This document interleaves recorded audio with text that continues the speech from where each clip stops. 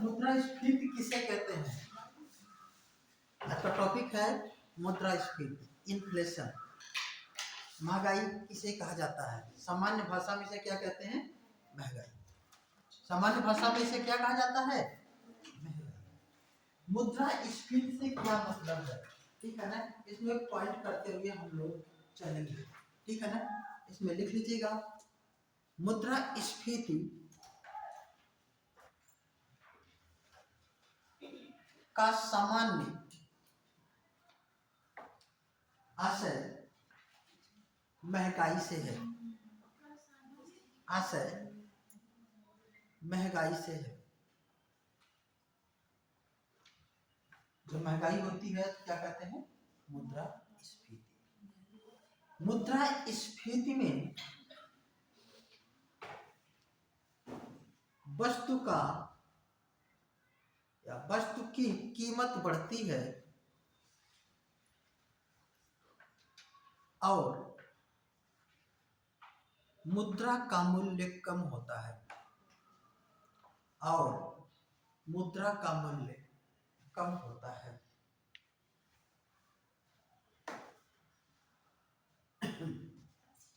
यहाँ पे इस लाइन को आप समझने की कोशिश कीजिएगा। हमने कहा वस्तु की कीमत बढ़ती है और मुद्रा का मूल्य कम होता है। ठीक है ना, प्राइस ऑफ गुड्स। ध्यान रखें, एक शब्द इंग्लिश में प्रयोग किया जाता है प्राइस, ठीक है ना, और दूसरे की इंग्लिश होती है वैल्यू। प्राइस इसे हम कहते हैं कीमत और इसे हम कहते हैं मूल्य। सामान्यतः हम लोग कीमत और मूल्य को एक ही मानते हैं। दुकान पर जाते हैं तो पूछते हैं इस वस्तु की कितनी कीमत है या इस वस्तु का कितना मूल्य है। जब अर्थशास्त्र में हम आते हैं, इकोनॉमी में आते हैं, इन दोनों की आशय अलग निकलता है। मूल्य का मतलब क्या होता है? ध्यान रखिए, मूल्य का मतलब वह वस्तु जो हमारे लिए अत्यंत उपयोगी है। ठीक है ना, मूल्य से आशय उसकी उपयोगिता से। जितना अधिक उपयोगी होगी उतना ही अधिक मूल्यवान। जितना ही अधिक उपयोगी होगी उतना ही अधिक क्या होगा? मूल्यवान होगा, उतनी ही ज्यादा उसकी वैल्यू होगी। और ध्यान रखें, जितनी उसकी वैल्यू होगी, जितनी ज्यादा उसकी वैल्यू होगी, उतनी ही उसकी क्या होगी? कीमत निर्धारित। उतनी ही ज्यादा उसकी क्या होती है? कीमत निर्धारित होती है। लेकिन कुछ ऐसे भी चीजें देखी जाती हैं कि किसी भी वस्तु की वैल्यू तो बहुत ज्यादा है लेकिन उसकी कीमत बहुत कम है। इसका मतलब कि जब वैल्यू ज्यादा है तो कीमत अधिक होनी चाहिए, कीमत कम हो जाता है। कीमत इस आधार पर कम हो जाता है क्योंकि उस वस्तु की जो उपलब्धता होती है वह आवश्यकता से अधिक होती है। जैसे अगर हम बात करें, इस प्रकृति ने हम लोगों को कुछ मूल्यवान वस्तुएं दी हैं। जैसे हम कहें जल और वायु। जल और वायु यह दो ऐसी चीजें हैं कि जिसके बिना मानव का जीवन संभव है। यह मानव के जीवन के लिए अत्यंत मूल्यवान है। लेकिन इसे हमें प्रकृति के द्वारा क्या मिलता है? क्या मिलता है? कुछ ऐसी चीजें हैं जो प्रकृति में है बहुत कम मात्रा में, जो हमारे जीवन के लिए उतनी उपयोगी नहीं है। जैसे हीरा। हीरा क्या है? हीरा की कीमत आप देखते हैं बहुत ज्यादा। क्या हीरा अगर नहीं है तो उससे हमारे जीवन में कोई प्रभाव पड़ जाएगा? जीवन रुक जाएगा। लेकिन अगर जल और वायु नहीं है तो जीवन रुक जाएगा। तो इसमें ज्यादा मूल्यवान कौन हुआ? जल और वायु। लेकिन जल और वायु की कीमत क्या है? कुछ भी नहीं है। जबकि हीरे की कीमत क्या है? लाखों में है, करोड़ों में है। वह इसलिए है क्योंकि हीरा की उपलब्धता बहुत कम है। इसका मतलब जब हम कीमत की बात करते हैं तो कीमत का जो निर्धारण होता है उस वस्तु की उपलब्धता पर आधारित होता है। उस वस्तु की उपलब्धता और उसके मूल्य दोनों पर आधारित होता है क्या? कीमत। तो ध्यान रखें, यहाँ पे अगर हम बात करें प्राइस की, कीमत की, तो कीमत जो है वह है जो ज्यादा मूल्यवान है और ये डिपेंड भी करता है कि उसकी उपलब्धता पर। हाँ, मूल्यवान है तो कीमत बढ़ेगी, लेकिन हो सकता है मूल्यवान ना हो लेकिन उसकी उपलब्धता कम है इसलिए उसकी कीमत ज्यादा है, जैसे कि हमने हीरे का एग्जाम्पल दिया। ठीक है ना? तो ये ध्यान रखें, यहाँ पे मार्केट में हम लोग क्या करने जाते हैं? वस्तु को खरीदने जाते हैं।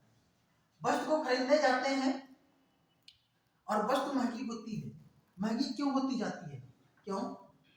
क्योंकि उस वस्तु को खरीदने के लिए ढेर सारे लोग तैयार हैं। इसका मतलब ढेर सारे लोग ढेर सारे पैसों को लेकर के उस वस्तु को खरीद रहे हैं। इसका मतलब वस्तु की उपलब्धता कम हो रही है, तो उसकी उपलब्धता कम होगी और पैसे की उपलब्धता ज्यादा होगी। जब उसकी उपलब्धता वस्तु की कम होगी और पैसे की उपलब्धता ज्यादा होगी तो वस्तु की कीमत क्या होगी? बढ़ेगी। जैसे अभी हीरे की कीमत बढ़ेगी और जो पैसे की वैल्यू है वो क्या होगी? कम होगी। जिसकी उपलब्धता ज्यादा होती है उसकी कीमत क्या होती है? कम। जैसे अभी यहाँ पे बहुत से बच्चे पढ़ रहे हैं, इन बच्चों में मान लीजिए एक लड़का है, वो सेलेक्ट हो जाता है यूपीएससी में, उसकी शादी की कीमत लगेगी, है ना? 10 लाख, 20 लाख, 50 लाख, करोड़ ऐसे लगेगी। अगर सभी लोग सेलेक्ट हो जाए तो शायद उतना फर्क नहीं पड़ेगा। क्यों? क्योंकि उसकी उपलब्धता क्या है? यूपीएससी वाले सेलेक्ट वाले बच्चों की उपलब्धता बहुत कम। ठीक है ना? यद्यपि उसका मूल्य भी है क्योंकि वह इस स्टेटस को टच करता है। तो ध्यान रखिएगा, तो यहाँ पे इसका मतलब यह हुआ कि मुद्रास्फीति की स्थिति में बाजार में मुद्रा की मात्रा क्या होती है? ज्यादा होती है। मुद्रा की मात्रा क्या होती है? ज्यादा होती है। और वस्तु की मात्रा क्या होती है? कम होती है। इसीलिए कुछ अर्थशास्त्रियों ने यह कहा कि जब अधिक रुपया कम वस्तुओं को खरीदा जाता है तो ऐसी स्थिति में क्या जाता है? मुद्रास्फीति आ जाती है। ऐसी स्थिति में क्या उत्पन्न होती है? मुद्रास्फीति। क्लियर हो रहा है बातें? ठीक है। अब बात आती है कि मुद्रास्फीति के कारण क्या होते हैं। हेडिंग डालिएगा, मुद्रास्फीति के कारण। मुद्रास्फीति के कारण। हम मुद्रास्फीति के कारण को जानने से पहले जानने की ये कोशिश करेंगे कि क्या जो मुद्रास्फीति है वह नुकसानदायक है? मुद्रास्फीति, महंगाई नुकसानदायक है?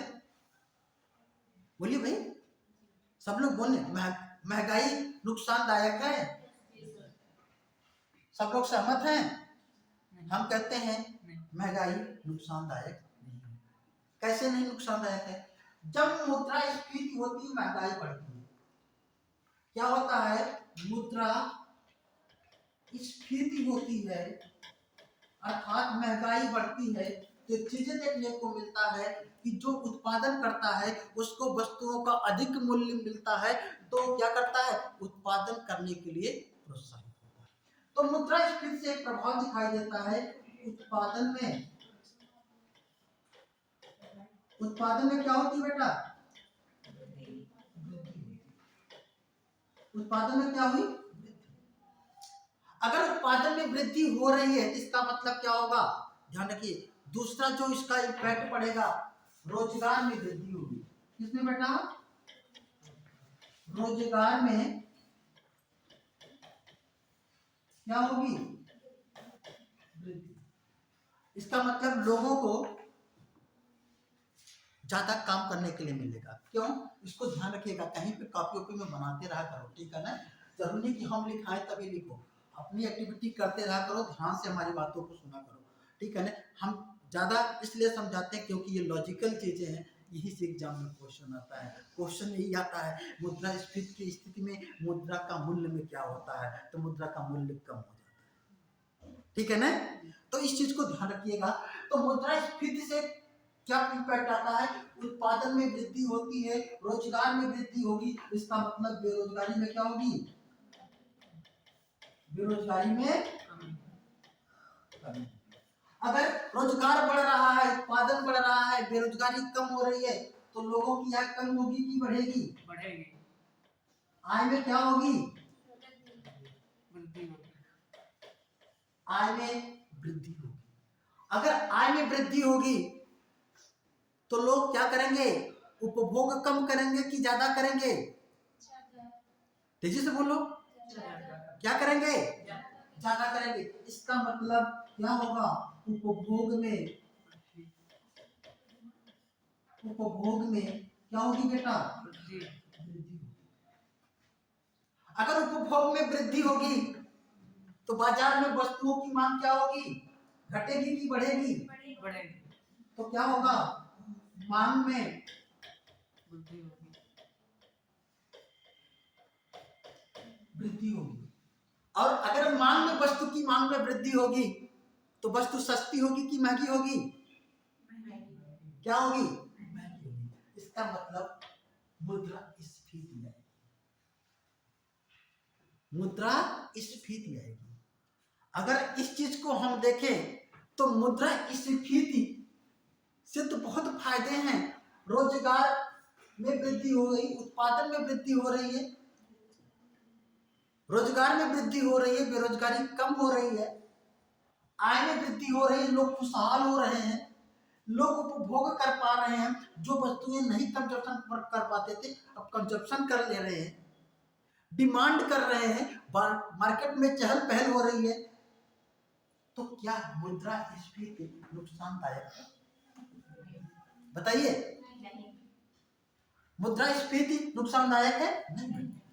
अर्थव्यवस्था में, इकोनॉमिक सिस्टम में इसी की ही तो आवश्यकता है कि उत्पादन बढ़े, रोजगार बढ़े, आय बढ़े, लोग उपभोग करें, इसी सब चीजों की आवश्यकता है। इसलिए यह दिखाई देता है कि क्या करता है, ये सभी क्षेत्रों में विकास लाता है।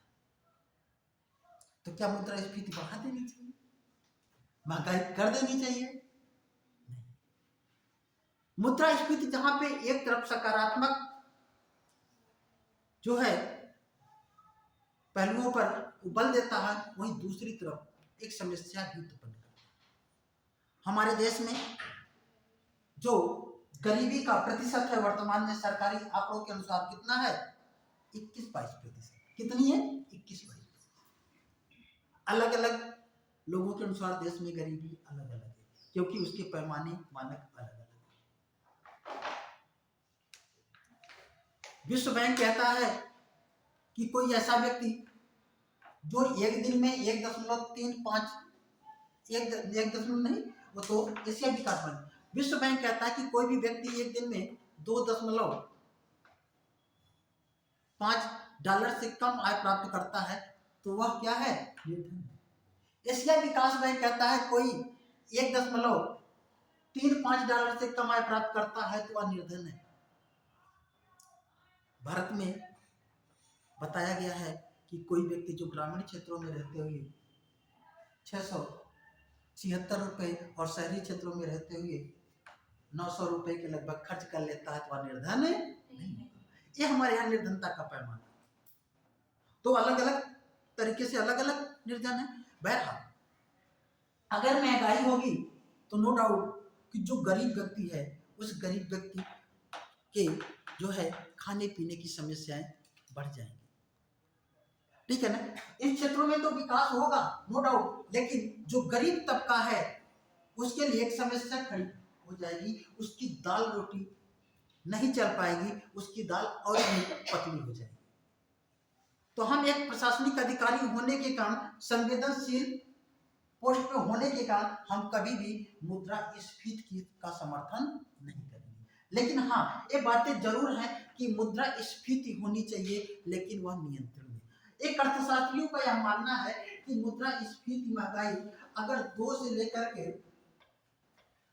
लेकर के 6% के बीच में, या कुछ कहते हैं 3.5 से लेकर के 5% के बीच में राउंड फिगर है कि 4-5% के बीच में अगर मुद्रास्फीति है तो वह अर्थव्यवस्था के लिए अच्छा है।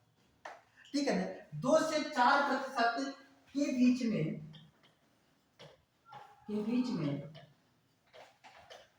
मुद्रास्फीति है तो वह अर्थव्यवस्था के लिए क्या मानी जाती है, अच्छी मानी जाती है। कब से?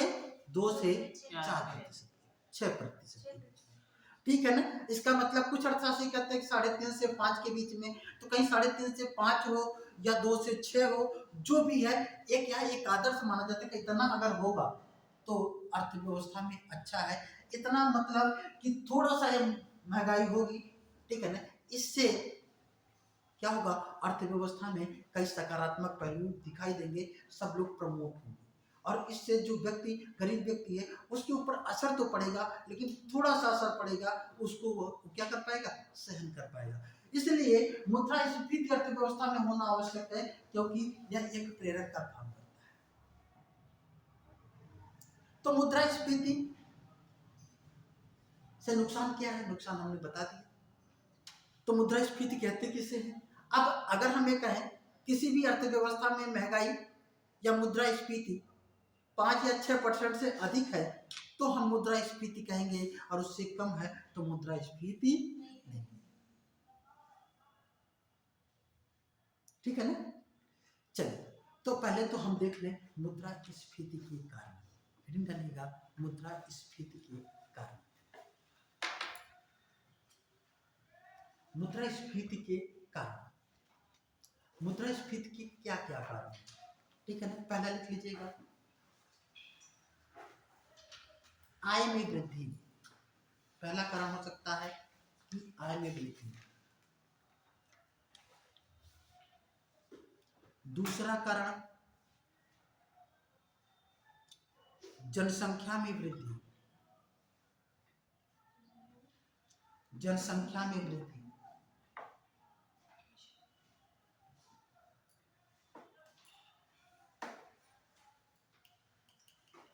मांग में वृद्धि।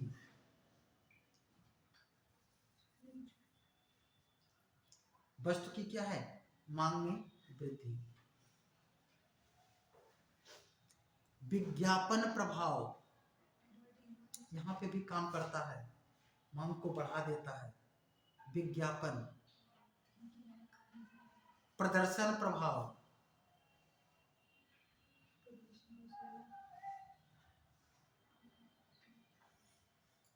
और ध्यान रखना मुद्रास्फीति के कारण में आप लोग कभी भी वस्तु की कीमत में कमी मुद्रास्फीति का कारण नहीं होती है। जनरली बच्चों के दिमाग में आता है कि वस्तु की मांग बढ़ जाना, वस्तु की मांग बढ़ जाना इस वजह से नहीं बढ़ जाना कि उसका मूल्य कम हो रहा है तो मांग बढ़ जा रही है। ठीक है ना। ध्यान रखिएगा, जब मूल्य कम हो जाएगा तो महंगाई कहाँ है। लेकिन दिमाग में आता है कि वस्तु की मांग बढ़ जाती है तो क्या होती है, कीमत बढ़ जाती है। लेकिन अगर वस्तु की कीमत कम हो जाती है तो मांग बढ़ती है, तो मुद्रास्फीति तो है नहीं। मुद्रास्फीति का मतलब यह हुआ कि वस्तु की मांग बढ़ रही है और उससे उसकी कीमत बढ़े तो जाकर के मुद्रास्फीति है। लेकिन अगर वस्तु की मांग बढ़ रही है लेकिन कीमत कम होने से अगर उसकी मांग बढ़ रही है तो मुद्रास्फीति। समझ में आ रहा? हाँ सर, उत्पादन से प्रभाव पड़ेगा। हाँ, तो उत्पादन कम हो रहा है, उसकी मांग ज्यादा है, हाँ, तो भी सीधी सी बातें हैं कि अगर वस्तु की उपलब्धता नहीं हो पाएगी तो क्या होगा, उत्पादन कम होगा। जिसको भी आप लिख सकते हैं, लिख लीजिएगा, उत्पादन में कमी।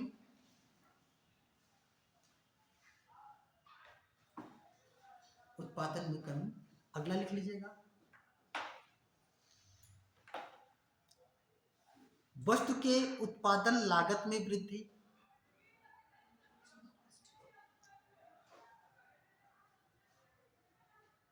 कच्चे मूल्य के कच्चा माल के मूल्य में वृद्धि।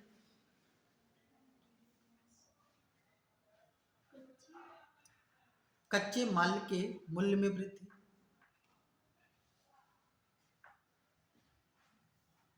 इन दोनों चीजों को अगर हम देखें, पूरे जो मुद्रास्फीति के जो कारणों में हमको दिखाई दे रहा है, इसे दो तरीके से, मुख्य रूप से दो तरीकों में विभाजित किया जा सकता है। एक तो ठीक है ना, नीचे से लिख लीजिएगा, उपर्युक्त कारणों को देखकर मुद्रास्फीति के कारण को मुख्यतया दो भागों में विभाजित कर सकते हैं। कारणों को देखकर मुद्रास्फीति के कारण को मुख्यतया दो भागों में विभाजित कर सकते हैं। कौन सा कारण? पहला लिख लीजिएगा, मांग के कारण मुद्रास्फीति, या इसे हम कहते हैं या मांगजन्य स्फीति। इसे कहेंगे डिमांड पुल फैक्टर। इंग्लिश में क्या कहते हैं? डिमांड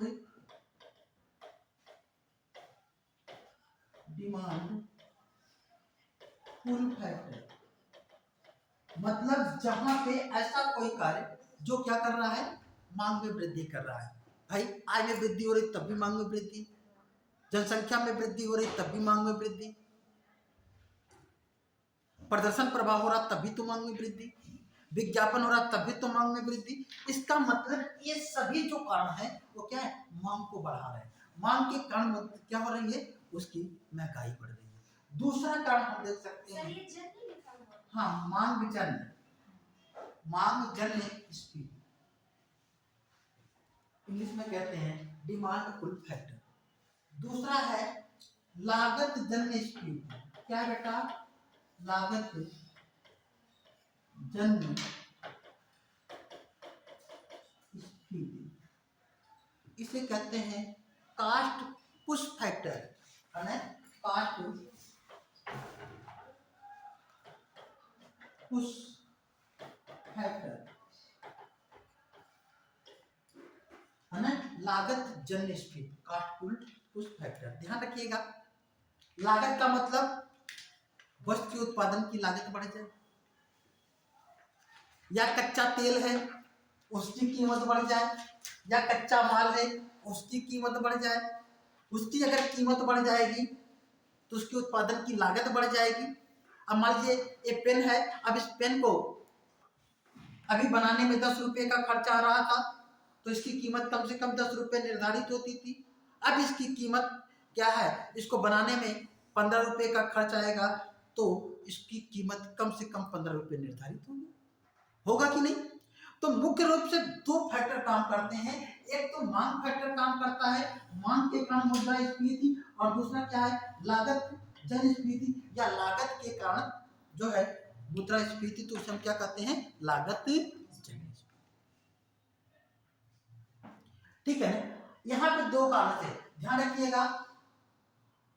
जब मांग के कारण मुद्रास्फीति होगी तो इसे आरबीआई मांग को कम कर सकती है अपने CRR, SLR, repo rate, reverse repo rate, bank दर सब में परिवर्तन करके। वो क्या कर सकती है, इसकी जो है बाजार में मुद्रा की मात्रा को प्रभावित कर सकती है, और मुद्रा की मात्रा को प्रभावित करके महंगाई को कम कर सकती है। लेकिन अगर लागत में वृद्धि हो जाए तो आरबीआई के द्वारा जो एंगल अपनाए जाती हैं वे काम नहीं करेंगे।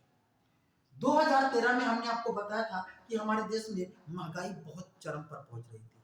उसके पीछे ये कारण नहीं था कि जो है डिमांड ज्यादा थी, डिमांड ज्यादा नहीं थी, उसके पीछे मुख्य रूप से कारण था कि उस समय अंतरराष्ट्रीय मार्केट में तेल की कीमत बहुत ज्यादा बढ़ रही थी।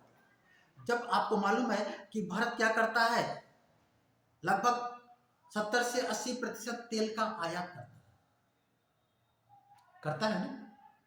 मतलब हम अपने खपत की, जो हमारी कुल खपत है, उस खपत की तुलना में हम बहुत कम उत्पादन कर पाते हैं, और अधिकांश तेल का क्या करते हैं, आयात करते हैं। और जब तेल का आयात करते हैं, अगर महंगा तेल का आयात करेंगे तो क्या होगा, लागत बढ़ेगी। कोई भी ऐसा काम नहीं है कि जहां पे ट्रांसपोर्ट का प्रयोग ना होता हो, कोई वस्तु ऐसी हो जिसमें ट्रांसपोर्ट की जरूरत ना पड़ती हो, और ट्रांसपोर्ट अगर महंगा होगा तो लागत बढ़ेगी कि कम होगी? बढ़ेगी। तो 2013 में हमने बताया कि 12 महीने में 13 बार आरबीआई ने repo rate, reverse repo rate का परिवर्तित किया, लेकिन महंगाई नियंत्रण में नहीं आ पाई। और क्यों? और अंतरराष्ट्रीय मार्केट में तेल की कीमतों में खूब उछाल हो रहा था, तो सरकार उसे कम कर सकती थी। सरकार क्या कर सकती थी? कम। जैसे अब लागत बढ़ रही है, तो लागत बढ़ रही है तो सरकार लागत को कम कर सकती है। कैसे कम कर सकती है? सरकार तेल की आयात पे सब्सिडी देती है। लेकिन उस समय जो सरकार की जो पॉलिसी थी, सब्सिडी को धीरे धीरे धीरे धीरे कम करना, खत्म करना। 2012-13 के पहले अगर हम बात करें तो सबसे ज्यादा जो सब्सिडी दी जाती थी वो पेट्रोलियम पदार्थों पे दी जाती थी, कच्चे तेल पे दी जाती थी। आज सबसे ज्यादा सब्सिडी किस मत पे दी जाती है? खाद्यान्न पे। किस पे दी जाती है? खाद्यान्न। उस समय पेट्रोलियम पदार्थों पे दी जा रही थी। तो हुआ कि इतना बड़ा अगर मद हम सब्सिडी देने पे खर्च करेंगे तो हम विकासात्मक कार्यों पे कहां पे पैसे खर्च कर पाएंगे? तो उसको निर्णय लिया गया कि उसको सब्सिडी को खत्म किया जाए। और फिर तेल की कीमत जो बढ़ भी रही थी, उधर सब्सिडी खत्म हो रहा था, जनता चिल्ला रही थी। लेकिन ध्यान रखिए, सरकार की जो पॉलिसियां होती हैं वो हमेशा चेंज नहीं होती। वो सरकार की पॉलिसी में था कि नहीं, सब्सिडी धीरे धीरे खत्म की जाएगी, और सरकार बने या बिगड़े उससे मतलब नहीं होता। और उस सरकार का दुर्भाग्य कहिए कि जो है अंतर्राष्ट्रीय बाजार में तेल की कीमत बढ़ रही थी और इधर सब्सिडी हटाई जा रही थी, और ऐसे में महंगाई बढ़ना स्वाभाविक था। और फिर और कुछ उसके समय में घोटाले हुए कि 2014 का जो चुनाव हुआ, उस चुनाव में जनता ने इनको सिरे से निकाल दिया कि आप सही काम नहीं कर रहे हो, महंगाई बढ़ा दे रहे हो। और इसके बाद दूसरी सरकार आ गई। दूसरी सरकार में क्या दिखाई देता है? जैसे ही सरकारी बनती है, अंतरराष्ट्रीय मार्केट में तेल की कीमत कम भी होने लगती है। बहुत लक इनका अच्छा था। और हमने देखा था कि हमारे उस समय देश के गृह मंत्री थे श्री राजनाथ सिंह, उन्होंने कहा था कि हम जैसे ही सरकार में आए हैं, हमने तेल की कीमत को कम कर दिया है। तेल की कीमत उन्होंने कम नहीं किया था, बल्कि अंतर्राष्ट्रीय बाजार में तेल की कीमत कम हो गई थी, इस वजह से कम हो गया था। ये तो कह सकते हैं ना, उनके लिए अच्छी बात थी, संयोग थी। लेकिन सामान्य इस बात को समझ नहीं पाएगा। तो आप पढ़े लिखे लोग नहीं समझ पाते हैं, तो सामान्य व्यक्ति कैसे समझेगा? समझ रहे नहीं है, गलत तो नहीं कह रहे। तो इसे समझना सामान्य व्यक्ति नहीं समझता है, तो समझता कौन है? जो उसको समझता है। हम लोगों को मालूम होता है कि बजट अगर बनने वाला है तो अब की बजट पे किस मत पे ज्यादा खर्च किया जाए, बजट का आकार लगभग हो कितना सकता है, क्या कम होगा, क्या ज्यादा होगा। अभी जनगणना होगी तो जनसंख्या की वृद्धि हम अनुमानित करके बता दिए हैं कि लगभग 15% के लगभग इसकी ग्रोथ होगी, थोड़ा सा इधर उधर होगा। जब आप जानकार हो जाएंगे तो बहुत सी चीजों को आप अनुमान से बता देंगे कि ये नहीं, ये होगा। उसके लिए समय देना पड़ेगा और एक्सपर्ट के साथ जुड़े रहना पड़ेगा। हम आपको, आपने देखा होगा कि मैं बहुत ज्यादा फैक्ट पे नहीं जा रहा हूँ, फैक्ट तो आप हर जगहों से पढ़ लोगे। आरबीआई के कितने गवर्नर होते हैं, 4 डिप्टी गवर्नर होते हैं, कौन कौन है, ये हम सब चीजें नहीं नोट करा रहे, तो कर लोगे। जो समझ नहीं पाओगे उस पर हमको फोकस करना है, क्योंकि हमारी क्लासेस लिमिटेड क्लासेस है, हम अनलिमिटेड नहीं पढ़ा सकते हैं। चाहते तो हैं लेकिन और भी क्लासेस होनी है। इस वजह से जो है, जो भी क्लासेस मिली उसमें जो कॉन्सेप्ट है उस कॉन्सेप्ट को समझ लो और बाकी चीजें पढ़ोगे, समझ में आने लगेगा। क्लियर हो गया बेटा? तो ध्यान रखिएगा, महंगाई के एक कारण होते हैं, मांग जनस्फीति क्या होती है, लागत जनस्फीति क्या होती है, इसका इम्पैक्ट क्या होता है। ठीक है ना? अब एक फिगर आप सभी लोग बनाएंगे, ठीक है ना? फिगर, इस फिगर को समझिएगा।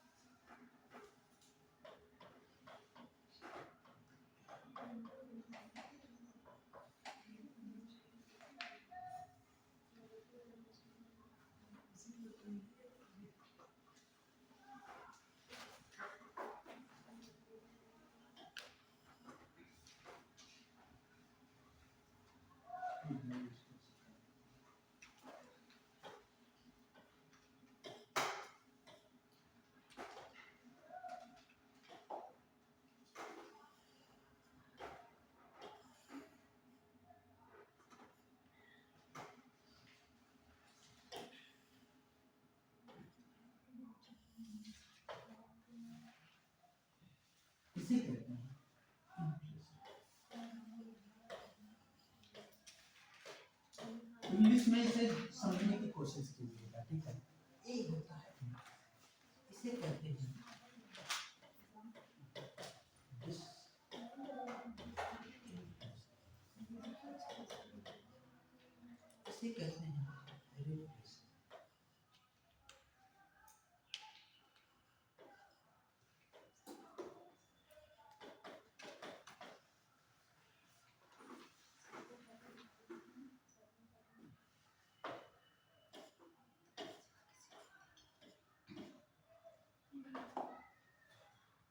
इसे कहते हैं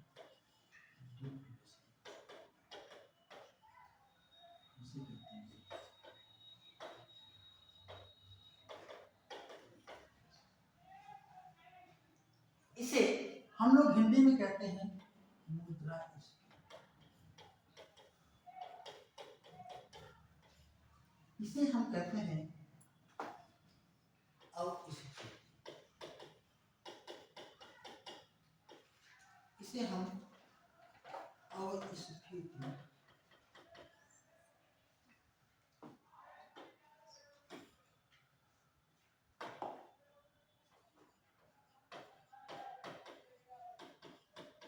अस्फीति या हम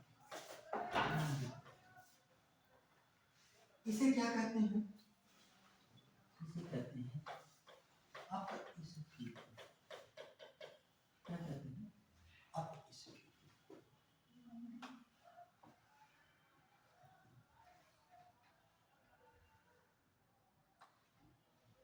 क्या है?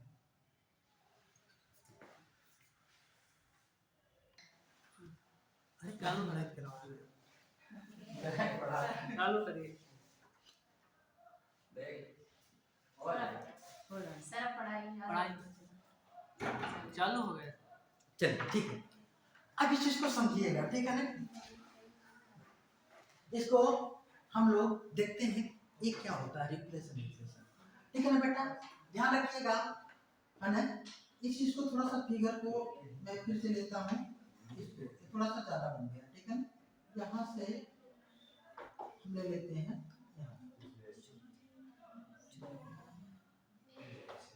ठीक है। इन लोगों को अच्छे से समझिए।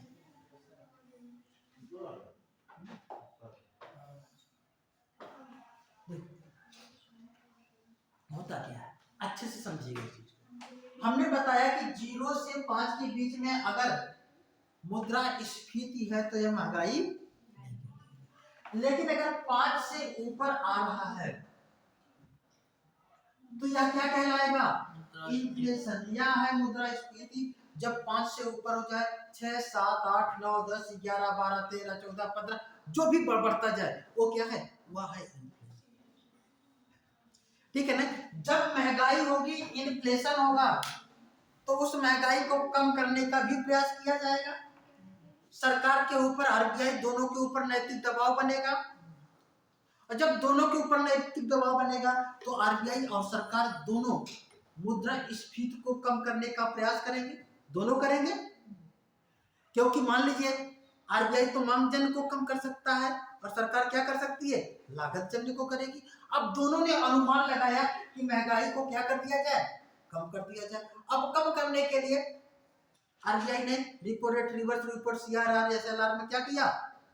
कमी कर, वृद्धि कर दी, जिससे कि मार्केट में मुद्रा की तरलता कम हो गई, लिक्विडिटी कम हो गई। और सरकार ने भी क्या किया? कुछ ऐसे खर्चे जिससे मार्केट में पैसा जा रहा था उसमें कटौती कर दी। अब इससे क्या हुई? मार्केट में पैसा कम हो गया और महंगाई कम होने लगी। और जब महंगाई को, मुद्रास्फीति की स्थिति हो और उसको जब कम किया जाए तो इस अवस्था को कहा जाता है अस्फीति। क्या कहा जाता है? अस्फीति। लेकिन अगर यह अवस्था यहीं तक आकर के 5% तक हो जाए, या 4 पे हो, 3 पे हो, मतलब 0 तक पहुंच जाए, लेकिन उससे नीचे न जाए, इसे हम कहेंगे अस्फीति। लेकिन इसके नीचे अगर चला जाता है तो, अगर इसके नीचे चला जाता है, माइनस में चला जाता है, तो हम इसे अस्फीति कहते हैं। क्या कहते हैं बेटा? अस्फीति। यह अस्फीति मंदी जो होती है यह सबसे ज्यादा खतरनाक होती है। क्वेश्चन आपके एग्जाम में आता है कि निम्न में से कौन सी सबसे ज्यादा घातक होती है। निम्न में से कौन सा सबसे ज्यादा घातक होता है, तो इसमें सबसे ज्यादा जो घातक होता है बेटा अस्फीति या डिप्रेशन या मंदी। कहिए क्यों घातक होता है। इससे क्या होती है, अस्फीति की स्थिति क्या होती है, लिख लीजिएगा अस्फीति या मंदी, अस्फीति या मंदी लिखिएगा।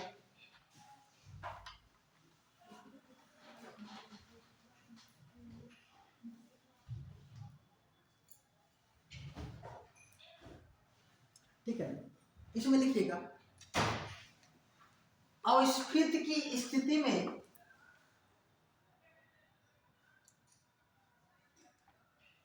बाजार में वस्तु की कीमत कम होती है,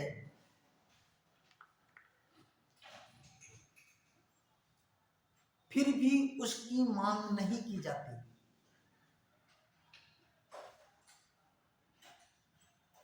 अर्थात कीमत के साथ मांग में भी कमी हो जाती है, अर्थात कीमत के साथ मांग में भी कमी हो जाती है।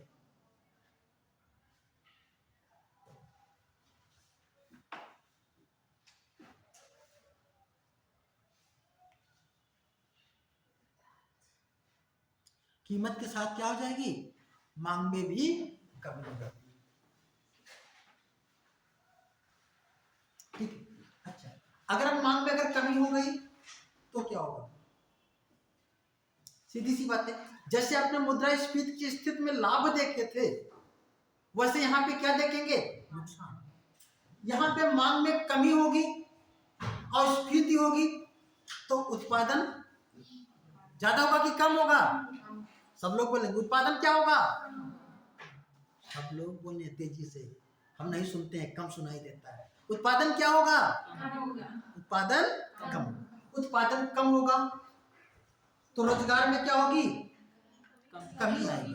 बेरोजगारी में क्या होगी, वृद्धि, लोगों की आय में क्या होगी, कमी, लोगों की आय में कमी होगी तो उपभोग में क्या होगा, तो मांग में क्या होगी, अर्थव्यवस्था में क्या दिखाई देगा, हर जगह नकारात्मक। उत्पादन कम हो रहा है,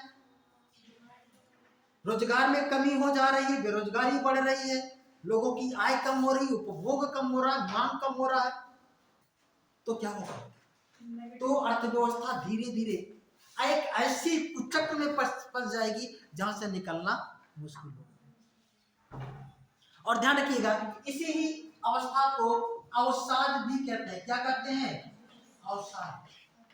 अवसाद इसे इंग्लिश में डिप्रेशन कहते हैं। इकोनॉमी जब डिप्रेशन में पहुंच जाती है ना, क्या कहते हैं, डिप्रेशन। इस स्थिति को क्या कहा जाता है बेटा, डिप्रेशन। और डिप्रेशन क्या होता है, अवसाद क्या होता है। और ध्यान रखिएगा अवसाद बहुत ज्यादा घातक होता है। कोई भी व्यक्ति डिप्रेशन में हो, अवसाद में हो, और इन युवाओं के अंदर तो डिप्रेशन आना कभी कभी स्वाभाविक हो जाता है, कभी कभी अपनी गलतियों से तो कभी कभी दूसरों की गलतियों से, है ना। एक डिप्रेशन में जब आते हैं तो क्या होता है, डिप्रेशन की अवस्था में उनको पंखा बहुत प्यारा लगता है ना। पंखा प्यारा का मतलब सोचते हैं कि काश ये हमको लटका लेता। डिप्रेशन में जाते हैं ना, उनको रेल की पटरियां प्यारी लगती हैं, है ना। और कुछ तो इस डिप्रेशन में इतना टूट जाते हैं कि जीवन को खत्म कर देते हैं। यही तो होता है। अगर इस इकोनॉमी में भी अगर सुधार नहीं हुआ तो इकोनॉमी चौपट हो जाएगी, अर्थव्यवस्था बहुत खतरनाक स्थिति पे पहुंच जाएगी, सब चीजें अव्यवस्थित हो जाएंगी। लेकिन उसी अवसाद की स्थिति में कुछ लोग ऐसे भी होते हैं जो सपोर्ट करते हैं, लेट अभी यार छोड़ दो, जो हुआ सो हुआ, जो हुआ अच्छा हुआ, अब जो है ये सब चीजें छोड़ दो, है ना। उसको गाना सुनाएंगे, दिल के अरमा आंसुओं में बहेंगे, है ना। और फिर वो धीरे धीरे क्या होता है, वो रिकवर होता है।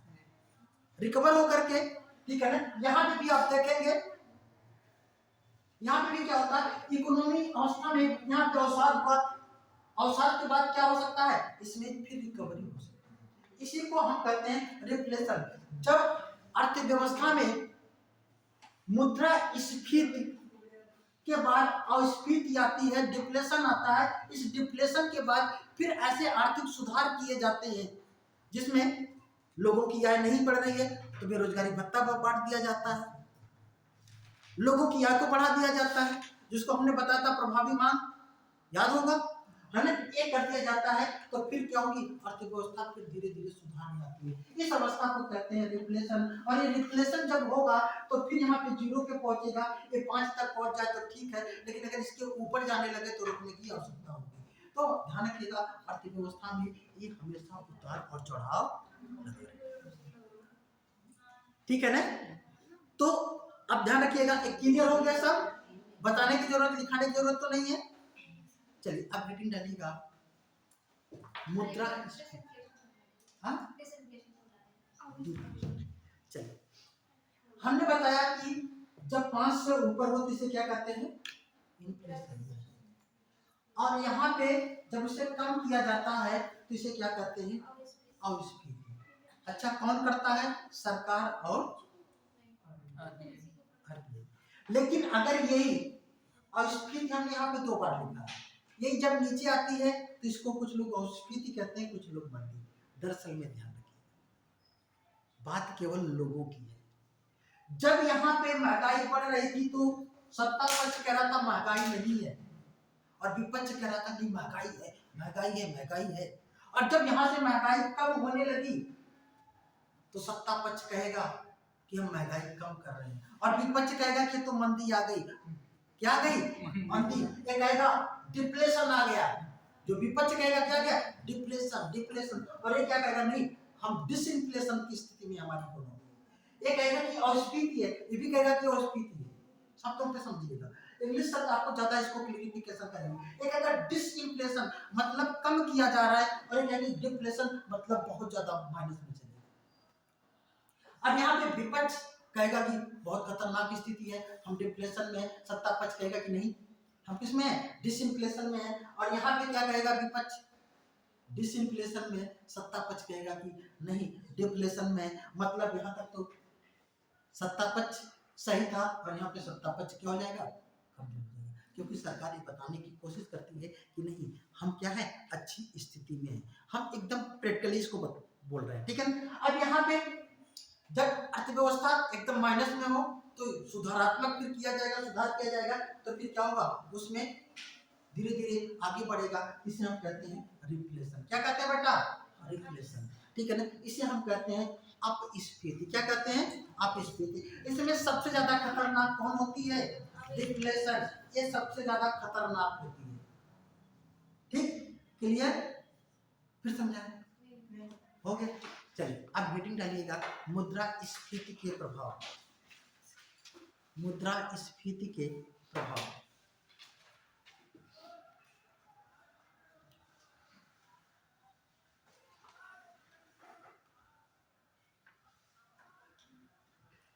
मुद्रा स्फीति के प्रभाव, ठीक है ना। इसके प्रभाव क्या है, आप इसको एकदम व्यवहारिक आज समझ लीजिए। आज के बाद फिर सोचने की जरूरत ना हो, आप एग्जाम में जाए तो सही क्वेश्चन करके, रटने की जरूरत नहीं है। मुद्रा स्फीति का क्या प्रभाव होगा, ठीक है ना। एक तरफ लिखेंगे आप लोग क्षेत्र और दूसरी तरफ लिखेंगे प्रभाव, ठीक है ना, ठीक है ना। क्षेत्र, इस क्षेत्र में, और फिर क्या लिखेंगे, प्रभाव, मतलब एरिया और इफेक्ट, ठीक है। जैसे हम कहें, अब एक चीजें कहेंगे, आप उसको आंसर देते चलिएगा, ठीक है ना। अगर हम कहें उत्पादन, उत्पादन पर क्या होगा महंगाई की स्थिति में, उत्पादन बढ़ेगा कि घटेगा, उत्पादन में वृद्धि, उत्पादन में क्या होगी, ठीक, उत्पादन में वृद्धि। रोजगार में क्या होगी, रोजगार में क्या होगी, बेरोजगारी में क्या होगी, बताने की जरूरत हमको पड़ रही है, क्या होगी।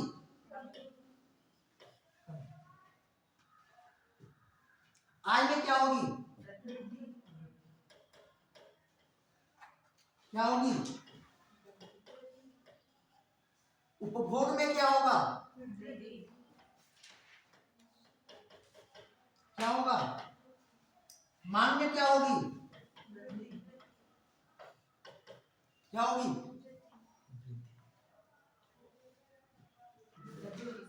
ठीक, ये तो अभी हमने बताया था इसलिए बता दिया। अब बताइए पेंशन प्राप्तकर्ता को क्या प्रभाव पड़ेगा? लाभ होगा या हानि? पेंशन प्राप्तकर्ता को उससे माइनस में जाएगा। पेंशन कोई व्यक्ति प्राप्त कर रहा है तो उसको क्या होगी? पेंशन प्राप्त करता को क्या होगी? हानि। क्या होगी? हानि। क्यों हानि होगी? कौन बताएगा? बताओ, क्या नाम है आपका? शिवानी। क्या हानि होगी? हमको तो समझ में नहीं आ रहा क्या होगा ना। हाँ बताइए, आप बताइए। पेंशन प्राप्त करता में इसे महंगाई भत्ता की लगता है कि क्या नाम है आपका? नीरज और नीरज। आपका भी नाम नीरज है? अच्छा, नीरज ध्यान रखिएगा बेटा, हमने ये बताया कि यहाँ पे जो पेंशन प्राप्त करता है उसकी तो आय फिक्स है ना। उसकी आय जो भी आय नहीं हम कह सकते हैं, उसकी मतलब जो उसके पास अमाउंट आएगा वो फिक्स है। लेकिन वस्तुओं की कीमत अगर बढ़ जाएगी तो क्या वो ज्यादा वस्तुओं का उपभोग कर पाएगा? तो लाभ होगा कि हानि? क्या होगा? जो महंगाई का जो महंगे भत्ता लगता है या उसका भत्ता पेंशन प्राप्त होता है। अब वो डजंट मैटर, वो तो उस पर वेतन पे लागू होता है, ठीक है ना। अगर महंगाई भत्ता पर लागू होता तो उसे कोई प्रभाव नहीं पड़ेगा, उस हिसाब से जितना बड़ा है उतना हो जाएगा। लेकिन सामान्यतः क्या होगा? हानि होगी। लिख लीजिएगा स्थिर आय समूह को या वेतन भोगी को, लिख लीजिएगा वेतन भोगी, वेतन भोगी को या स्थिर आय समूह, दोनों को क्या होगी? दोनों को क्या होगी? हानि। मतलब उनकी इनकम तो फिक्स है, महंगाई बढ़ गई है तो ज्यादा वस्तुओं का उपभोग नहीं कर पाएंगे, तो इससे उनको क्या होगी? क्या होगी? हानि। चलिए अब बताइए ऋणदाता को क्या होगा? ऋणदाता और ऋणी, ये दोनों को ध्यान रखिए। ऋणदाता को लाभ होगा या हानि? ऋणदाता को लाभ और ऋणी को नहीं होगा, हानि होगी।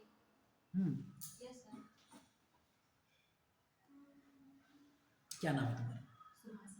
सुभाषिनी। अगर ये बताओ तुम्हारा क्या नाम है बेटा? अंशु। सुभाषिनी और अंशु दोनों एक दोस्त हैं, ठीक है ना। अब क्या करती है? महंगाई नहीं है, सामान्य स्थिति है। सुभाषिनी ने अंशु से कहा कि बहन तुम मुझे 5,000 रुपए दे दो। अंशु ने कहा 5,000 रुपए हम दे तो दें, लेकिन हमको क्या लेना है? जूते लेने हैं, कपड़े लेने हैं, ठंडक का समय है, पापा ने पैसा भेजा है। क्योंकि दोस्त हैं तो सुभाषिनी ने कहा कि आपकी पापा हमारे मैनेज नहीं कर पाए तो नहीं भेजे हैं, या मदद कर दो। उनका कि ठीक है। सुभाषिनी ने, अंशु ने सुभाषिनी को 5,000 रुपए दे दिए, ठीक, ये तो दे दिए। अब सुभाषिनी क्या हो गई? सुभाषिनी ऋणी हो गई और अंशु क्या हो गई? ऋणदाता हो गई। 6 महीना बीत गया, साल भर बीत गया। जनरली ऐसे होता है, जब दोस्त से ऋण ले लेता है जल्दी देता नहीं है ना। तो अंशु ने कहा बहन पैसे अगर हो तो दे दो। सुभाषिनी ने कहा अच्छा कहीं भागे जा रहे हैं, होगा तो दे देंगे। ऐसे होता। अब क्या हुआ? कुछ समय के बाद, कई बार करने के बाद सुभाषिनी ने अंशु को पैसे दे दिए, और जब पैसे दिए तो महंगाई आ गई। क्या आ गई? महंगी। अब इस समय सुभाषिनी खुश है और अंशु दुखी है। क्यों? सुभाषिनी इसलिए खुश है कि हमारा तो काम हो गया, है ना, हमारा काम हो गया, क्योंकि 5,000 रुपया लिया तो 5,000 रुपया ही देंगे। और ये दुखी है कि हम 5,000 रुपये में अपने सभी सामान ले लेते हैं, लेकिन अब वो जितना भी सामान लेना था अब वो 7,000 रुपये में मिलेगा, हम सामान ही नहीं ले पाएंगे। दोस्त यही खुश होता है ना कि दोस्त सामान ना खरीद पाए, हमारा काम हो जाए, तो इनको तो दुख हो रहा है लेकिन इनको खुशी हो रही है। ये तो व्यवहारिक प्रकार, ठीक है ना। मतलब इसमें क्या होगा कि अंशु को क्या होगा, हानि होगी और इनको क्या होगा, क्योंकि उस समय ध्यान रखिए, ये कैसे भी समझ सकते हैं कि जब मुद्रा स्फीति नहीं थी तो मुद्रा का मूल्य ज्यादा था, अब मुद्रा की स्फीति आ गई तो मुद्रा का मूल्य क्या हो गया, कम। मुद्रा का मूल्य क्या हो गया, कम। अब 5,000 की वैल्यू कम हो गई और इनके लिए तो 5,000 की वैल्यू कम हो गई, 5,000 ऐसे सामान ही नहीं खरीद पाएंगे, उनके लिए तो ठीक है। 5,000 रुपया हमने लिया था, उस समय वैल्यू ज्यादा थी, इनको दे दिया, वैल्यू कम है, ठीक है ना। तो मुद्रा स्फीति की स्थिति में क्या होता है, ऋणदाता को क्या होती है बेटा, हानि होती है, और ऋणी को क्या होता है, ऋणी को क्या होता है, लाभ। बात आती है सार्वजनिक व्यय पर क्या प्रभाव पड़ता है। सार्वजनिक व्यय, पब्लिक जो एक्सपेंडिचर है, सार्वजनिक व्यय पर क्या प्रभाव पड़ेगा, सार्वजनिक व्यय पर क्या प्रभाव पड़ेगा, सोच करके बताओ। मतलब जो जनता के लिए सरकार के द्वारा खर्च किए जाते हैं, तो सरकार की आय पे क्या प्रभाव पड़ेगा? सरकार की आय पे नहीं, सार्वजनिक व्यय जो लोगों के लिए जो पैसे खर्च किए जाते हैं वो घटेगा या बढ़ेगा, क्या होगा, क्या होगा, घटेगा। क्यों सर बढ़ेगा? बढ़ेगा क्यों, क्योंकि चीजें महंगी होंगी तो चीजों को खर्च सीधी सी बात है। अभी हमने आपको बताया कि जब महंगाई होगी तो गरीबों की को क्या होगा, नुकसान होगा, और जब गरीबों को नुकसान होगा तो गरीबों को प्रोटेक्शन देने की जिम्मेदारी किसकी होगी, तो सरकार जो पहले पैसा खर्च कर रही थी उनके ऊपर, तो अब कम करना पड़ेगा कि ज्यादा करना पड़ेगा, तो सार्वजनिक व्यय कम होगा कि बढ़ेगा, सार्वजनिक व्यय में क्या होगी, क्लियर हो रहा है। अच्छा, बांड धारक को क्या होगा बेटा, बांड धारक, बांड धारक नुकसान होगा, को लाभ होगा या हानि, हानि, क्या होगा, हानि, हानि होगा, क्या होगा, हानि। बांड धारक को क्या होगा, हानि। क्यों हानि होगी, क्योंकि जब मुद्रा स्फीति नहीं थी तो उसने उस शर्त पर पैसा जमा किया था कि हमारा इतने में म्यूचुअल हो जाएगा। अब जब वो क्रेडिट हो रहा है तो पता लगा कि पैसे की वैल्यू कम हो गई, अब उसको क्या होगी, और कोई क्लियर हो गया। अगर आप पूछा जाएगा तो सोच करके बता लोगे, सोच लेंगे, ठीक है ना। तो मुद्रा स्फीति के जो प्रभाव हैं उसको आपको ध्यान में रखना। लेकिन अगर इसी को अपोजिट कर दिया जाए, मुद्रा अस्फीति कर दिया जाए, क्या कर दिया जाए, मुद्रा अस्फीति, जब मुद्रा अस्फीति हो अर्थात मंदी हो तो इनका क्या इम्पैक्ट होगा, सब क्या होगा, अपोजिट। जिसको लाभ हो रहा था वो हानि, और जो हानि हो रही थी उसको लाभ, है ना। ज्यादातर यहाँ पे लाभ हो रहा है तो ज्यादातर वहां पे हानि हो, ठीक है ना। तो ध्यान रखिएगा। तो मुद्रा स्फीति तो हम समझ गए, मुद्रा अस्फीति भी समझ गए। तो मुद्रा स्फीति में क्या फायदा होगा, क्या नुकसान होगा, और स्फीति में भी क्या फायदा हो सकता है, क्या नुकसान हो सकता है, केवल सोच लेंगे तो आपका क्वेश्चन हो जाएगा, ठीक। चलिए अब हेडिंग डालिएगा, मुद्रा स्फीति के मापक, मेजरमेंट ऑफ द इन्फ्लेशन।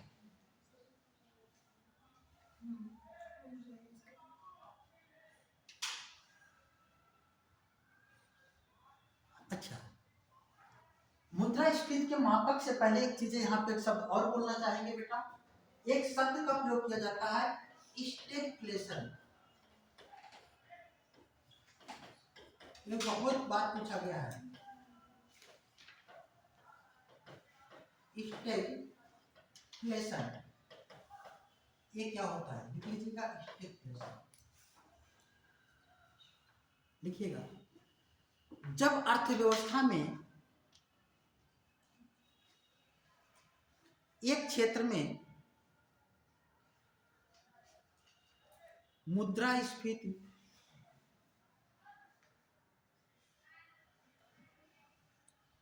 और दूसरे क्षेत्र में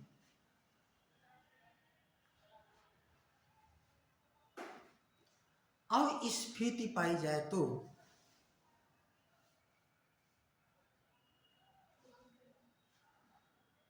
अस्फीति पाई जाए तो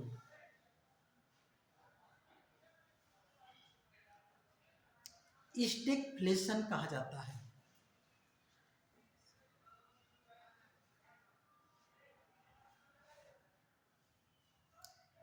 यह स्थिति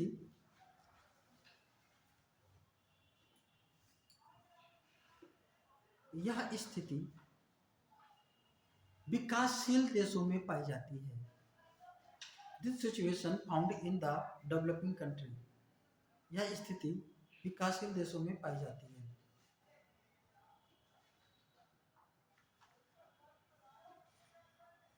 ठीक, अच्छा, तो भारत कैसा देश है? विकासशील। विकासशील। तो भारत में क्या होता है? स्टैगफ्लेशन की स्थिति पाई जाती है। लिख लीजिएगा, भारत में स्टैगफ्लेशन की स्थिति पाई जाती है। सर परमानेंट होती है या बनती रहती है? ये बेटा कभी चेंज हो सकता है, इसमें क्या है? महंगाई आज है कल नहीं होगी।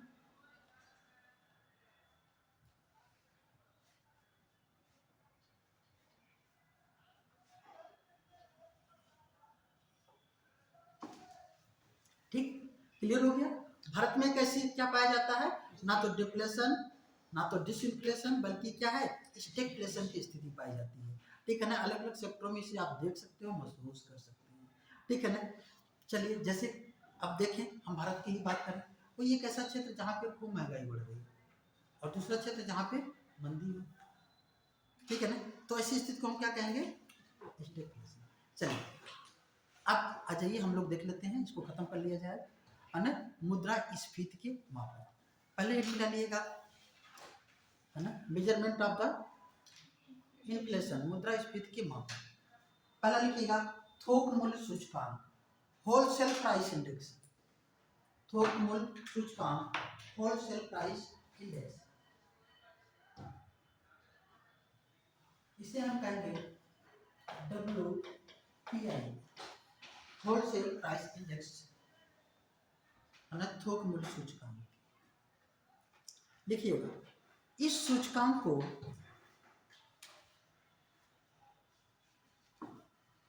आर्थिक सलाहकार कार्यालय, इकोनॉमिक एडवाइजरी ऑफिस, आर्थिक सलाहकार कार्यालय के द्वारा जारी किया जाता है। आर्थिक सलाहकार कार्यालय के द्वारा जारी किया जाता है, जो वाणिज्य और उद्योग मंत्रालय, वाणिज्य एवं उद्योग मंत्रालय के अंतर्गत कार्य करता है। That is work under the commerce and industry ministry, जो वाणिज्य और उद्योग मंत्रालय के अंतर्गत कार्य करता है। यह मासिक स्तर पर ज्ञात किया जाता है। मासिक कब कब? हर महीने।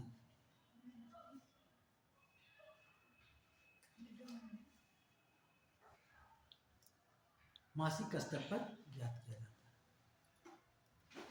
वर्तमान में इसका आधार वर्ष, बेस ईयर,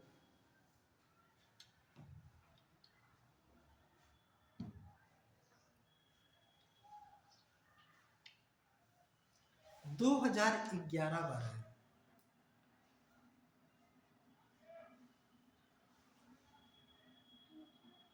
2011-12 2011 2011-12 बेस ईयर, इसके आधार पर ये मापता है। 2017 में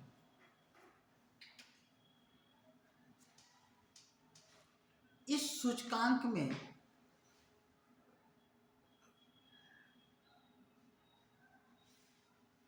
वस्तुओं की मात्रा में संशोधन करते हुए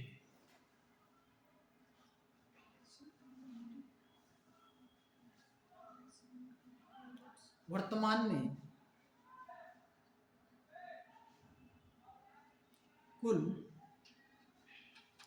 697 वस्तुओं को शामिल किया गया है।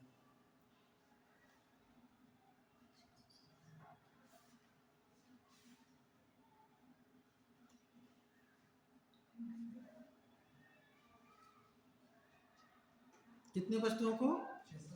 697। इन सभी वस्तुओं को 3 भागों में विभाजित किया गया है।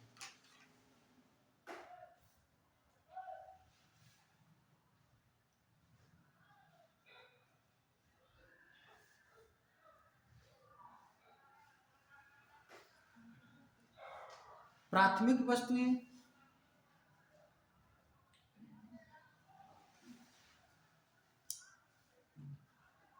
विनिर्माण वस्तुएं, विनिर्माण, हाँ, तीसरा बिजली और ईंधन,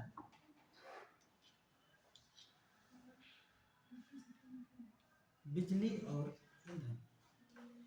ध्यान रखिएगा, ठीक है ना। जो थोक मूल्य सूचकांक है, इनमें क्या क्या चीजों को ध्यान में रखना है आपको। यह सबसे पहले तो इसमें कुल कितनी वस्तुएं शामिल है बेटा? 697 वस्तुएं शामिल है। इसका आधार वर्ष कब से कब? इसका आधार वर्ष क्या है?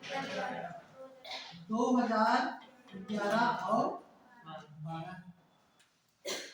यह कौन सा विभाग जारी करता है?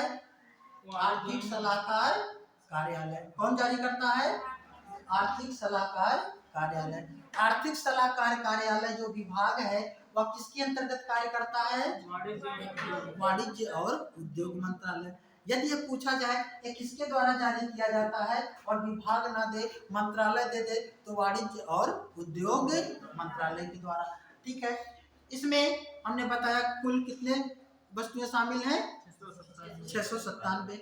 इन सभी वस्तुओं को मुख्य रूप से कितने भागों में विभाजित किया गया है? 3 भागों में। पहला है आपका प्राथमिक वस्तु। क्या है बेटा? प्राथमिक वस्तु। दूसरा क्या है? विनिर्माण वस्तु। ठीक है ना। तीसरा क्या है? बिजली और ईंधन। ठीक है ना, इनको रखा गया है। अगर हम बात करें किस पे सबसे ज्यादा वेटेज किस पे दिया जाता है, तो सबसे ज्यादा जो वेटेज दिया गया है वो किस पे दिया गया है? विनिर्माण पे। लगभग कितना बेटा? 64% की जो वेटेज दिया जाता है विनिर्माण पे। दूसरे स्थान पर वेटेज दिया गया है किस पे? प्राथमिक वस्तु पे। इस पे कितना दिया गया है? लगभग 23%। ठीक है ना, ये लगभग में है। ठीक है ना, 23 पॉइंट समथिंग है, तो इसमें 64 पॉइंट कुछ है, तो आप लगभग में राउंड फिगर में याद रखो। फिर इसमें अगर बिजली की हम बात करें, बिजली और ईंधन में, तो इसमें कितना? 13% के लगभग। तो सबसे ज्यादा किसमें है? विनिर्माण में। सबसे कम किसमें है? बिजली और ईंधन में। ठीक है ना, तो इसको आपको क्या करना है? याद करना है। और ये आपको क्वेश्चन पूछे भी गए हैं। ठीक है, थोक मूल्य सूचकांक में सबसे ज्यादा भार किस पे दिया जाता है? तो सबसे ज्यादा भार किस पे दिया जाता है? विनिर्माण। याद रहेगा। चलिए अब हेडिंग डालिएगा, उपभोक्ता मूल्य सूचकांक। उपभोक्ता मूल्य सूचकांक, कंज्यूमर प्राइस इंडेक्स। उपभोक्ता मूल्य सूचकांक क्या है बेटा? Consumer price index. ठीक है, अब इसके बारे में भी थोड़ा सा नोट कर लीजिए, क्या क्या मेन मेन चीजों को याद रखना है, लिख लीजिएगा। उपभोक्ता मूल्य सूचकांक को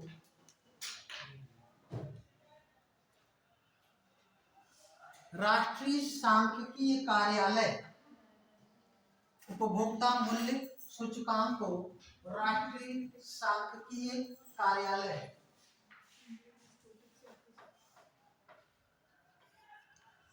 शार्ट में क्या कहते हैं, NSO, नेशनल स्टैटिस्टिक्स ऑफिस। यही नेशनल स्टैटिस्टिक्स ऑफिस है जो कभी नेशनल स्टैटिस्टिक्स ऑर्गेनाइजेशन कहलाता था, ठीक है ना। और ये क्या करता है, हमारे देश में राष्ट्रीय आय का आकलन भी प्रस्तुत करता है। दरअसल में हमने आपको बताया था, ठीक है ना, CSO और NSO को मिला करके फिर से इसका पुनर्गठन किया गया, दोनों को मर्ज कर दिया गया, ठीक है ना। वो सब चीजें हम लोगों ने देखा था। तो इसको जारी कौन करता है, कौन प्रदर्शित करता है, तो राष्ट्रीय सांख्यिकी कार्यालय। राष्ट्रीय सांख्यिकी कार्यालय किस मंत्रालय के अधीन कार्य करता है, लिख लीजिएगा, जो सांख्यिकी कार्यक्रम क्रियान्वयन मंत्रालय के अधीन कार्य करता है, जो सांख्यिकी एवं कार्यक्रम क्रियान्वयन मंत्रालय के अधीन कार्य करता है।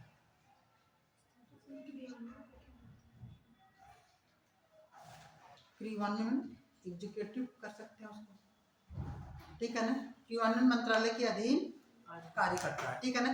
फिर लिख लीजिएगा,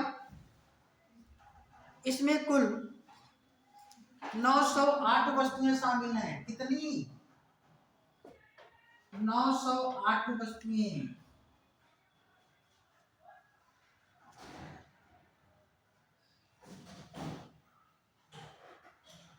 कितनी वस्तुएं शामिल हैं, ठीक है ना। जिसमें ग्रामीण क्षेत्र की 448 और शहरी क्षेत्र की 460 वस्तुएं हैं।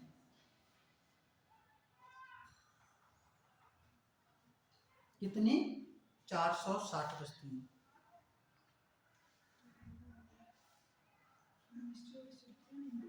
ठीक है ना। कितनी है, 460। ध्यान रखिएगा, यह जो उपभोक्ता मूल्य सूचकांक है, इसे 3 प्रकार से जारी किया जाता है, लिख लीजिएगा। उपभोक्ता मूल्य सूचकांक को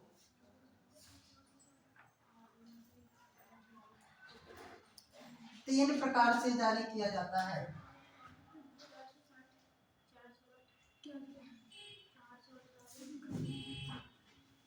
पहला लिख लीजिएगा, अखिल भारतीय उपभोक्ता मूल्य सूचकांक, मतलब ग्रामीण और शहरी दोनों को मिलाकर के अखिल भारतीय उपभोक्ता मूल्य सूचकांक, all India consumer price index.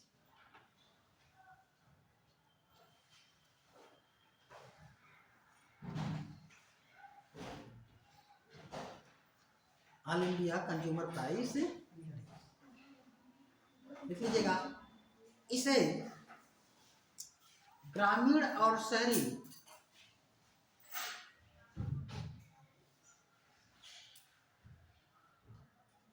दोनों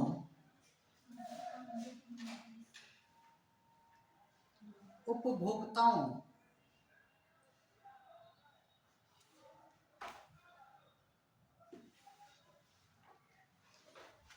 के आधार पर तैयार किया जाता है।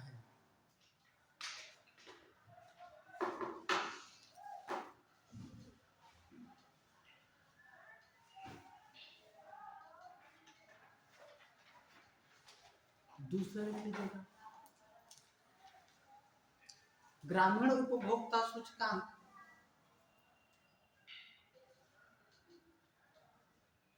और तीसरा लिख लीजिएगा, शहरी उपभोक्ता सूचकांक।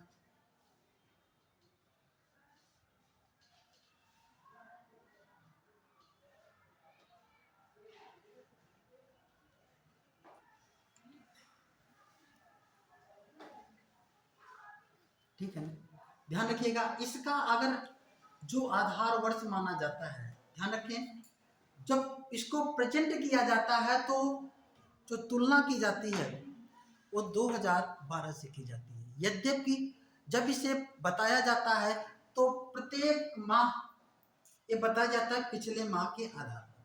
तो लिख लीजिएगा, इस सूचकांक को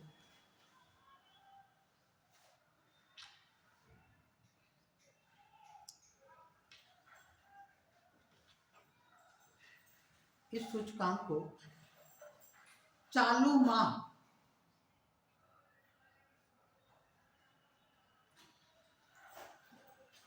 माह और पिछले माह के आधार पर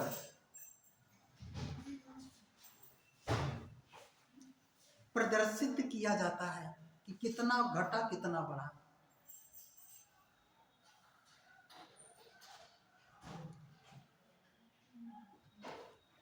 जबकि इसका आधार वर्ष 2012 लिया जाता है।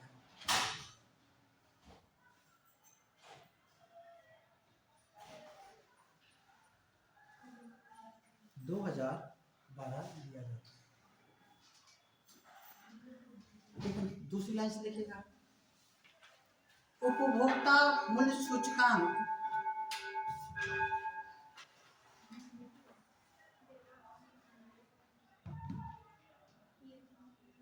की सबसे बड़ी विशेषता यह है कि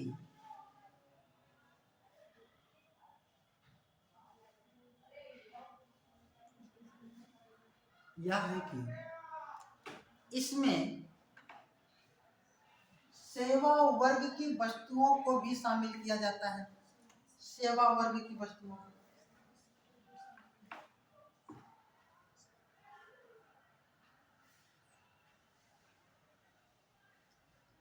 जो थोक मूल्य सूचकांक में शामिल नहीं है।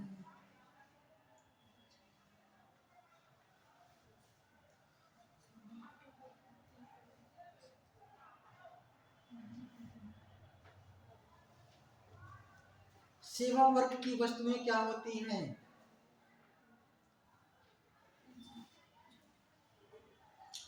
थोक मूल्य में तो वहां पे जो वस्तुएं हैं जो थोक में, ठीक है ना, बेची जाती हैं, उसके आधार पर किया जाता है। और यहाँ पे जो उपभोक्ता मूल्य में क्या है, जो कंज्यूमर होता है वह प्रत्येक माह किन वस्तुओं को खरीदता है, ठीक है ना। वहां पे केवल वस्तुओं की गणना की जाती है, यहाँ पे वस्तुओं के साथ साथ सेवाओं की भी गणना होती है। जैसे हम कहें नेट इंटरनेट का भी प्रयोग, नेट इंटरनेट क्या है, वस्तु तो है नहीं, सेवा के अंतर्गत आती है। इसकी भी महंगाई को इसमें मापा जाता है। और ध्यान रखें, जब 2017 में इसमें संशोधन हो रहा था तो इसमें कुछ वस्तुओं को शामिल किया गया था और कुछ वस्तुओं को बाहर कर दिया गया। वे वस्तुएं जो आज के 10, 15, 20 साल पहले बाजार में महंगाई पर अपना प्रभाव डालती थी और आज उनका कोई मतलब नहीं है, और आज के जो 10, 15, 20 साल पहले जो वस्तुएं नहीं थी आज वो वर्तमान में विद्यमान है और वे महंगाई पर प्रभाव डालती है। मतलब जब इसमें संशोधन हो रहा था तो बहुत सी वस्तुओं को बाहर किया गया और बहुत सी वस्तुओं को क्या कर दिया गया था, शामिल कर दिया गया। अगर हम इसकी बात करें तो किन वस्तुओं को बाहर किया गया होगा?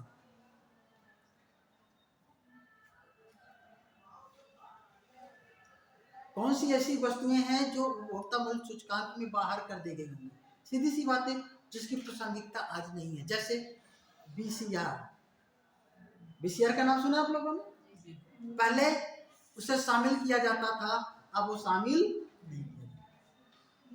टाइपराइटर, जो टाइप करने वाले मशीनें होती हैं, अब टाइपराइटर की ज्यादा डिमांड नहीं होती है, कंप्यूटर की उसके स्थान पर डिमांड होने लगी।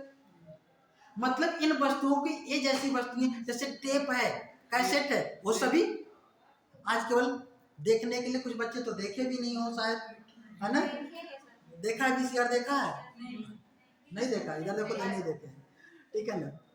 तो टेप तो देखा होगा, VCR तो शायद पहले तो एक समय, आज के 20 साल पहले VCR का बड़ा क्रेज होता था, ठीक है ना, और अब VCR का क्रेज नहीं है। अच्छा, उसके बाद उसके स्थान पर कौन सी वस्तु आ गई? टीवी आ गया, डिश एंटीना आ गया, ठीक है ना, मिनरल वाटर आ गया। मिनरल वाटर आज के 15 साल पहले था तो, लेकिन उपभोग में लोग नहीं लाते थे। कहीं पे अगर बाहर जाते थे तो क्या करते थे, अपना एक डब्बे में पानी लेके जाते थे। अब डब्बे में कोई नहीं लेके जाता है, रास्ते में ही पानी खरीदता है, भले एक बाटल ही सही, फिर दोबारा जब स्टेशन आ जाए तो उसमें पानी भर ले, ठीक है ना, खत्म हो गया तो। लेकिन एक सब क्या है, शामिल किए गए, ठीक है ना, और उसको क्या किया गया, बाहर किया गया। चलिए अब एक पॉइंट और नोट कर लीजिएगा,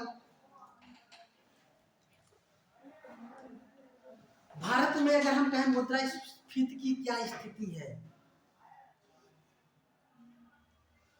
ध्यान रखिएगा, भारत में मुद्रास्फीति ज्यादा नहीं है। लिख लीजिएगा, भारत में अक्टूबर 2023 में, अक्टूबर 2023 में मुद्रास्फीति 4.8% थी। अक्टूबर में 4.8, नवंबर में 5.5 और दिसंबर 2023 में 5.7 रहने का अनुमान है। तो अब ये बताओ, भारत में क्या बहुत ज्यादा महंगाई है? इतनी होनी चाहिए कि नहीं? इतनी होनी चाहिए। अगर इतनी नहीं होगी तो इकोनॉमी सिस्टम अच्छे से कार्य नहीं करेगा।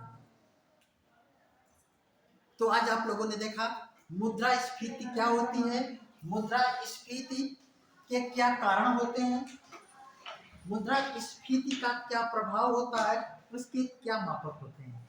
यहाँ तक जो हमने पढ़ाया है, कुछ आप लोगों को पूछना है तो पूछ सकते हैं, कोई भी क्वेश्चन किसी का भी हो, किसी प्रकार का,